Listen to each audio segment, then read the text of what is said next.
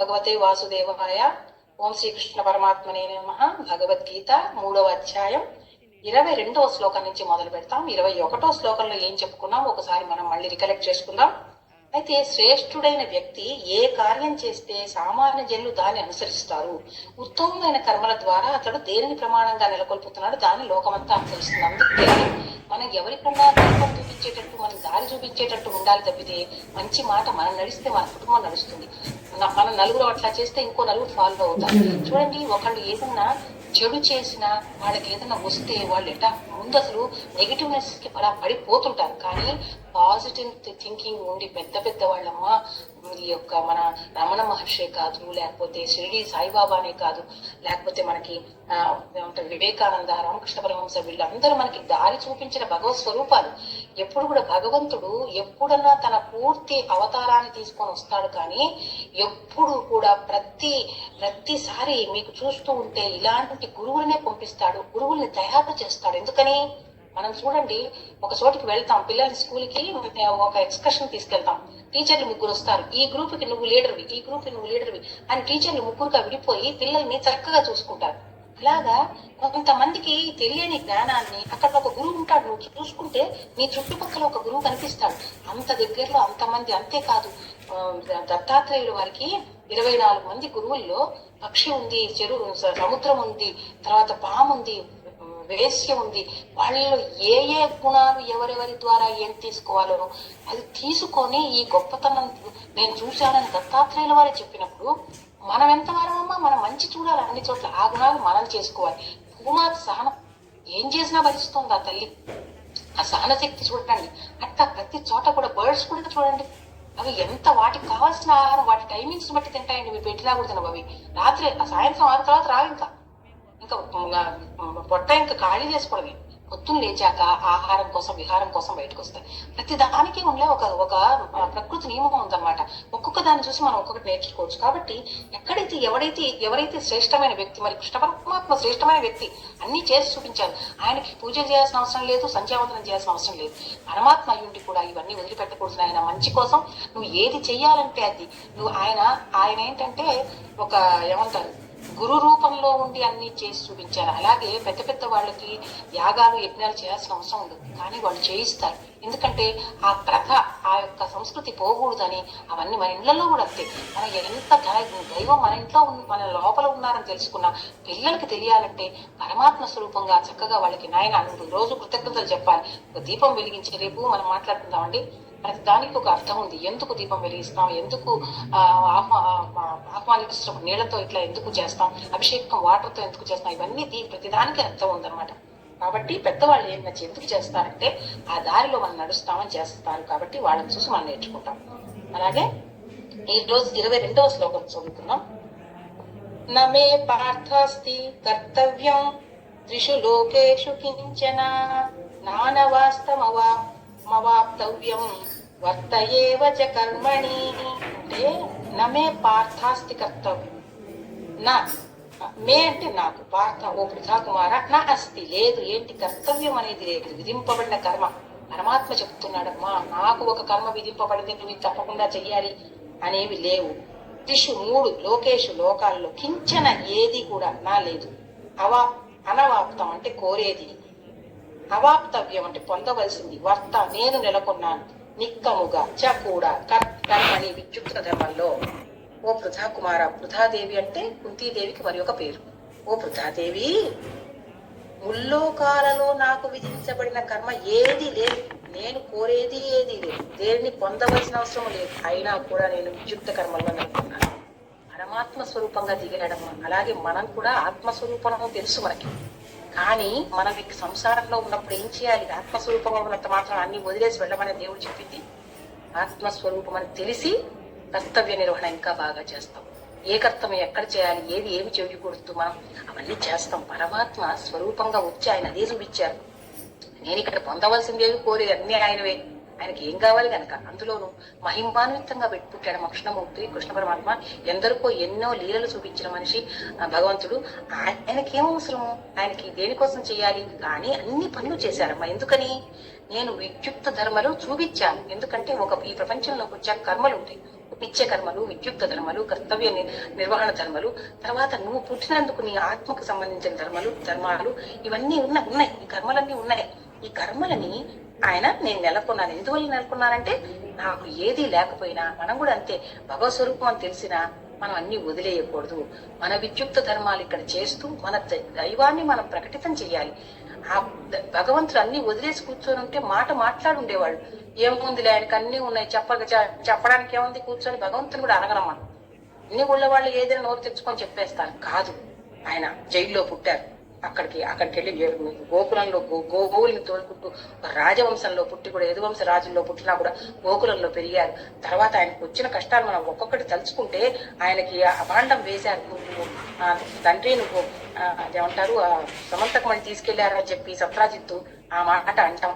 ఇవన్నీ ఆయన దాని నుంచి బయటపడడానికి అక్కడికి వెళ్ళి ఆ మణిని తీసుకురావడం ఎన్ని ఉన్నాయంటే కృష్ణ పరమాత్మ మామూలుగా మనుషులు రాముడు కూడా ఆయన ఇక్కడ ఒకసారి ధర్మం కోసం ఇక్కడ ఒక మానవ జీవనంలోకి ఈ కాలం ఈ లోకంలోకి వచ్చాక వాళ్ళు ధర్మాన్ని చేసి చూపిస్తారు. కాబట్టి ఇవన్నీ కూడా మనం తెలుసుకోవాల్సిన విషయాలు.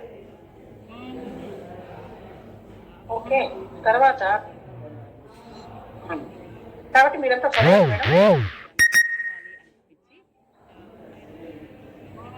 నా వాయిస్ వినిపిస్తుందా? మనోహర మేడం మీరు చదవండి. ఎన్నో శ్లోకం అండి? 22వ శ్లోకం అమ్మా. నమే పార్థాస్తి కర్తవ్యం త్రిషు లోకేషు కించన నానవాప్తమవాప్తవ్యౌ వర్త ఏవ చ కర్మణి.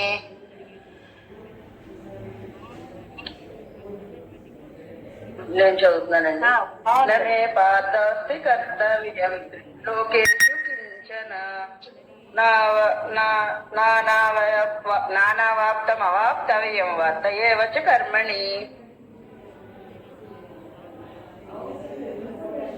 నేను చదువుతున్నాను మేడం. నమే పార్థస్తి కర్తవ్యం త్రిషు లోకేషు కించన నానావాప్తమవాప్తవ్యౌ వర్త ఏవ చ కర్మణి. నాకు ఫోన్ వచ్చి వెళ్ళాను. చెప్పండి మేడం, చదివేశారా? పద్మావతిగా చదివారమ్మా? చదవమంటారా? చదవండి మేడం.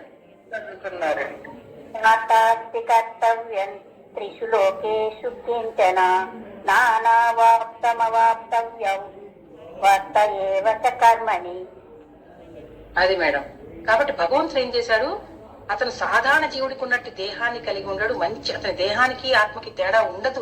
ఆ పరిపూర్ణంగా వచ్చాడు. ఇంద్రియాలన్నీ కూడా దివ్యమైనవి అయినా కూడా ఆయన ఇక్కడికి వచ్చి ఐశ్వర్యంతో ఉన్నా, పూర్ణత్వంతో ఉన్నా కూడా ఆయనకి ఏ పని చేయాల్సిన అవసరం లేకుండా కూడా మనకి చేసి చూపించాడమ్మా. యోగీశ్వరుడు, యోగి పొంగవుడు అనిపించుకున్నాడు. మనం కూడా ఒకసారి పరమాత్మ స్వరూపం తెలిసాక, నిన్న మనం ఎన్నిసార్లు చెప్పుకున్న ముక్తి మోక్షము అంటే మనం అన్నిటినీ పట్టుకొని కూర్చోకుండా ఎక్కడ వదలాలో ఏం చేయాలో తెలుసుకోవడమే ముక్తి మోక్షము. ఆ మోక్షంలో ఉన్నప్పుడు మనిషి పని వదిలిపెళ్లాల్సిన అవసరం లేదు. నీ సంసారంలో నువ్వంటూ కూడా మోక్షంలో ఉండొచ్చు. పరమాత్మ నీలో చూపించడమే నువ్వు చేయవలసింది. అంటే నీవు ఈ దేహం ఒక్కటే కాదనే విషయం నుంచి, ఈ బంధాలు ఒక్కటే కాదనే విషయం నుంచి నీకు అక్కడి నుంచి మోక్షం జరిగింది తప్పితే దేవుడు ఏం టైం అంటూ లేదు, నువ్వు ఎక్కడికో పోయి కలవడం అంటూ ఉండదు అనే విషయం మనం మళ్ళీ చెప్పుకుంటున్నాం. వండకపోతే జాతు ఎప్పుడైనా సరే కర్మని విద్యుక్త కర్మాచరణలో అతంత్రిత అంటే అతి జాగ్రత్తగా నా యొక్క వర్తమ అంటే మార్గాన్ని అనుసరిస్తారు. ఎవరు? మనుషులందరూ. పార్థ, ఓ పృథుకుమార, సర్వశః అన్ని విధాలుగా నాయన. ఓ పార్థ, ఎందుకంటే ఒకవేళ నేను విద్యుక్త కర్మలను జాగ్రత్తగా చేయడంలో ఎప్పుడైనా విఫలుడనైతే వాళ్ళందరూ కృష్ణుడే చేసినప్పుడు మాకేంటి, దేవుడే చేసినప్పుడు మాకేంటి, అసలే మాటలు అనడానికి చాలా నోరు ఎలా వస్తుందంటే, నువ్వు పరమాత్మలాగా అసలు ఒక్క లక్షణం కూడా లేకుండా రాముడు ఇట్లా చేశాడు, కృష్ణుడు ఇట్లా చేశాడు, ఎవ్వడికి కూడా లోపల అంతరార్థం కానీ వాళ్ళు ధర్మాచరణ ఎలా చేశారు. కానీ అమ్మ నిన్న ఒక ఆవిడ చెప్తున్నప్పుడు మంచి ఒక విషయం ఎత్తారు ఇంటర్నెట్ లో వింటున్నప్పుడు. పిల్లలకి కథలు చెప్తున్నప్పుడు వాళ్ళు ఒక పిల్లలు అడిగారట, అమ్మ రామచంద్రమూర్తి ఆ భార్యని అడవుల్లో వదిలిపెట్టారు కదా,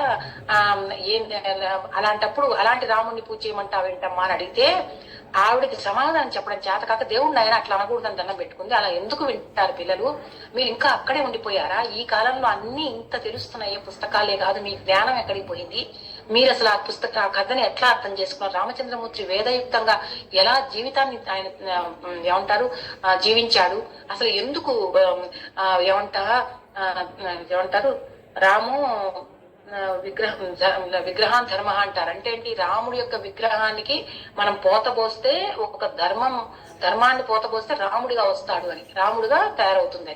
అలాంటి ఆయన్ని అనాలంటే మనకి తెలియకుండా మన పిల్లలకి చెప్పకపోతే ఇంకా పిల్లలేం నేర్చుకుంటారు? వాళ్ళు ఎందుకు దండం పెట్టుకోవట్లేదంటే మనకు తెలియనప్పుడు మా తల్లిదండ్రులతో ఆ భయం భక్తులతో పెరగడం వేరు.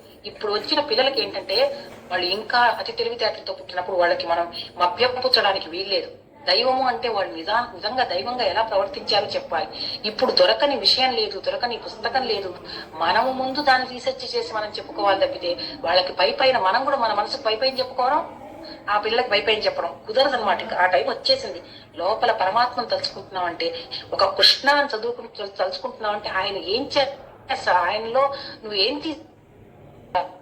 అంటారు ధ్యానము అంటే ఆ ధ్యానం ఏ దైవం మీద ధ్యానం, ఆ దైవంలో ఉన్న గుణాలు నువ్వు అయిపోవాలి తప్పితే ఏదో మాట వరుసకి పేరు చెప్పడం కాదు.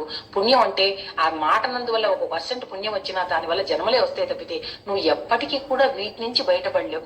నీ యొక్క కోపాలు పోవు, నీ చికాకులు పోవు, నువ్వు ఎవరిని ఏమంటారు అనవసరంగా నీ నోరు పారేసుకోవడం పోదు. నువ్వు మారాలనుకుంటే ఇవన్నీ చేయగలవు, కానీ ఊరికే వస్తే మాత్రం ఇవన్నీ జరగవు అని చెప్పి ఇక్కడ. అందుకని ఒకవేళ నేను గనక ఎప్పుడైనా విఫలమైతే మాత్రం తప్పకుండా వీళ్ళందరూ ఏం చేస్తారంటే నా మార్గాన్ని మంచి చేస్తే ఆలోచించడం బాగానే ఉంది, నేను తప్పు ఎక్కడ కనిపించిందంటే అయితే ఆయన చేశాడు మేము చేయాలనుకుంటారు. మమ వత్మాను వర్ధంతే మనుష్య పాద సర్వసః.